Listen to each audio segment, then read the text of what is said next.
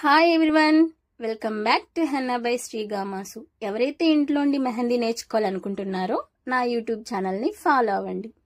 Day 3 mehndi క్లాస్లో basic elements. First ఇది musical element. Musical ఎలిమెంట్లో 3 ఉంటాయి.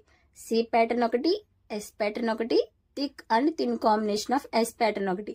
సి ప్యాటర్న్లో ఫస్ట్ మనం 4 థిన్ లైన్స్ని డ్రా చేసుకొని దాని మిడిల్లో వచ్చేలాగా సి షేప్ అనేది సేమ్ వీడియోలో ఎలా చూపిస్తున్నానో అట్లాగా సి షేప్ అనేది జాయిన్ చేస్తూ నీట్గా డ్రా చేయాలి. Second one S pattern. S pattern అనేది సేమ్ 4 థిన్ లైన్స్ని డ్రా చేసి ఎస్ షేప్ అనేది థిక్గానే డ్రా చేస్తాం. అంటే ఈవెన్ ప్రెజర్తో థిక్గా డ్రా చేసుకుంటాం. Thick and thin combination of S ప్యాటర్న్లో అలా కాదు. 4 థిన్ లైన్స్ డ్రా చేసిన తర్వాత నార్మల్గా ఎస్ షేప్ డ్రా చేసి ఎక్కడైతే కర్వ్ వస్తుందో, ఎస్ కర్వ్ వస్తుంది కదా, అక్కడ మాత్రం థిక్గా ఎక్కువ ప్రెజర్ పెట్టి థిక్గా చేయాలన్నమాట. వీడియోలో చూపిస్తున్నట్టుగా ఫాలో అవ్వండి. నెక్స్ట్ ఇది చెక్స్ ఆర్ గ్రిడ్స్. చెక్స్ అనొచ్చు లేదా గ్రిడ్స్ అని కూడా అనొచ్చు.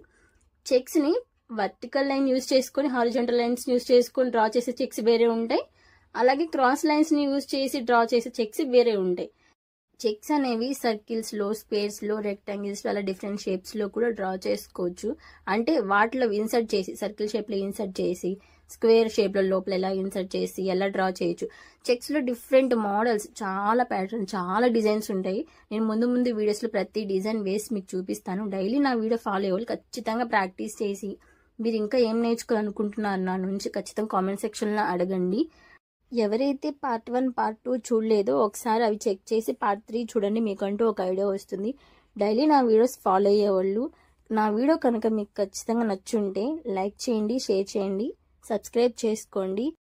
ఇక్కడితో day 3 mehndi class completed. Thanks for watching.